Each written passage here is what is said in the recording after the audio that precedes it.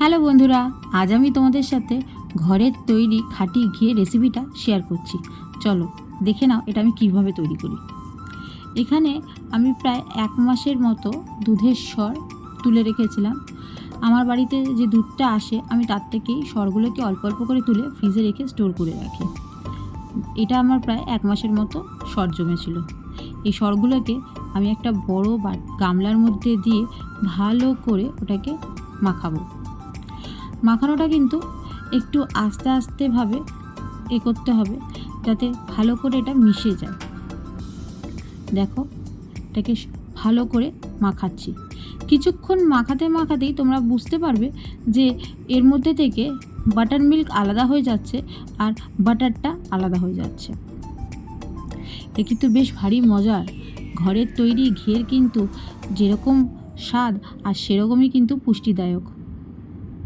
দেখো, আমার এটা প্রায় 5 থেকে 10 মিনিট মাখার পর আস্তে আস্তে কিন্তু আমার বাটার মিল্কগুলো আলাদা হয়ে যাচ্ছে আর তার থেকে কিন্তু আমার বাটারটা কিন্তু আলাদা হয়ে যাচ্ছে। একটু পরেই কিন্তু এটা প্রায় শক্ত হয়ে একটা বলের মতো আমার হাতে চলে আসবে। তোমরা এটা করতে থাকলে বুঝতে পারবে যে কতটা সুন্দর একটা ফ্রেশ একটা বাটার হাতে আসছে। দেখো, আমি এই বাটারগুলোকে একটা বাটিতে স্টোর করে রাখছি। আর সেই যে বাটার মিল্কটা রয়েছে সেটা কিন্তু আমি ফেলবো না, সেটা দিয়ে আজকে আমি তোমাদেরকে দারুণ একটা ডেজার্ট তৈরি করে দেখাবো। এই দেখো, এটা হচ্ছে বাটার মিল্ক। এটা দিয়ে আমি আজকে একটা কালাকাঁদ বানাবো, যেটা কিন্তু খেতে অসম্ভব লোভনীয়।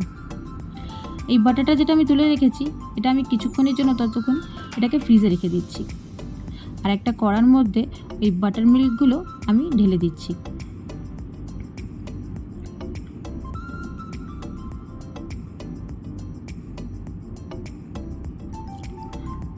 দেখো, বাটার মিল্কগুলো ঢেলে দিয়েছি আর গ্যাসের ফ্লেমটা কিন্তু আমি মিডিয়ামে রেখেছি।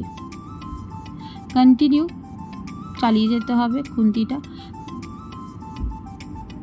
নাহলে কিন্তু নিচে লেগে যেতে পারে। দেখো, 2-3 মিনিট হয়ে গেছে। এরপর কিন্তু যেই একটা বয়েল এসছে তখন কিন্তু আমি গ্যাসের ফ্লেমটা একটু লো করে দিয়েছি। এই সময় কিন্তু একটু সামনে থেকে দাঁড়িয়ে থেকে কিন্তু এটাকে করতে হবে, নাহলে কিন্তু এটা পড়ে যাওয়ার সম্ভাবনা থাকে। কিছুক্ষণ চালাবার পরই দেখতে পারবে যে বেশ এটা ঘন হয়ে আসছে। আমি একটু স্বাদের জন্য আর গন্ধের জন্য একটা ছোট্ট এলাচ দিয়ে দিয়েছি। তোমরা চাইলে এর মধ্যে এলাচ কেসর দিতে পারো। এরপর আমি অল্প করে এর মধ্যে স্বাদ মতো একটু চিনি দিয়ে দেবো। তোমরা যে যেরকম মিষ্টি খাবে সেই হিসাবে দিও। কালাকাঁদি কিন্তু একটু বেশি দিলেই ভালো লাগে।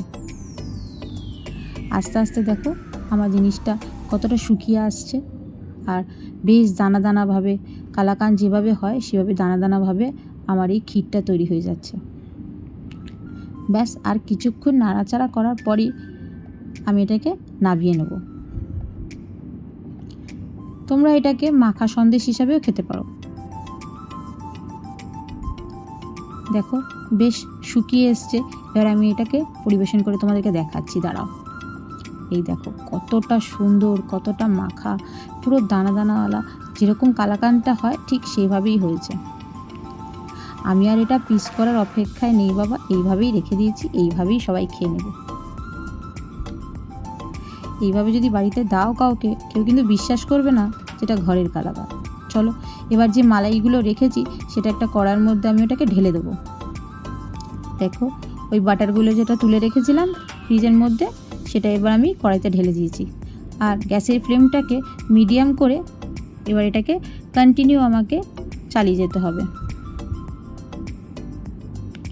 এই ঘিটা কিন্তু খুব সহজেই ঘরে 20 থেকে 25 মিনিটের মধ্যে আমরা তৈরি করে ফেলতে পারি। দেখো, আস্তে আস্তে যেই গরম হচ্ছে বাটারগুলো কিন্তু গলে যাচ্ছে আর আমরা কিন্তু একটা ইয়েলো ইয়েলো একটা ঘিয়ের ভাব কিন্তু আমরা দেখতে পাচ্ছি। ঘিটা যখন বেশ একটু তৈরি হয়ে আসবে, কি সুন্দর একটা স্মেল বের হয়। বাইরের ঘিতে তো আজকাল তো কালার, স্মেল, সুগন্ধি সব দেওয়া থাকে বলে আমরা ঠিক অতটা বুঝে উঠতে পারি না, কিন্তু ঘরের ঘিয়ের কিন্তু একটা আলাদাই স্বাদ আর একটা আলাদাই পুষ্টি। বেশ কিছুক্ষণ ফোটার পর দেখো আমি গ্যাসের ফ্লেমটা একটু আস্তে করে দিলাম, নাহলে কিন্তু এটা কিন্তু উপর হয়ে পড়ে যাওয়ার সম্ভাবনা থাকে। বেশ ধরে ধরে এটাকে চালাতে রয়েছি। কিছুক্ষণ পরেই দেখতে পাবে এর কালারটা আস্তে আস্তে সাদা ভাব থেকে হলদেটে ভাব চলে আসছে।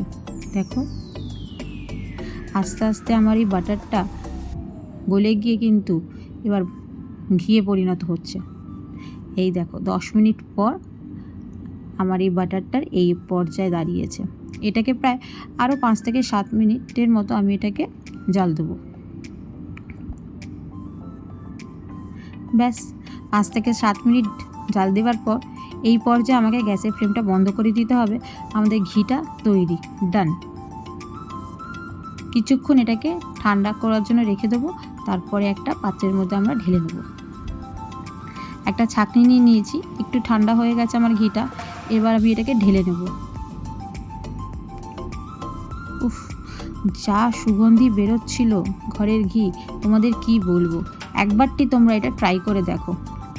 বেশি না, 1 সপ্তাহ বা 15 দিনের তোমরা যদি শর্ত তুলে রাখো দুধে, তাতেও কিন্তু অল্প করে ঘি তৈরি হয়ে যাবে। আমি এটা একটা কাচের জারের মধ্যে রেখে দিচ্ছি, যাতে আমাদের দৈনন্দিন কাজে লাগে আর সুবিধা হয় বের করতে।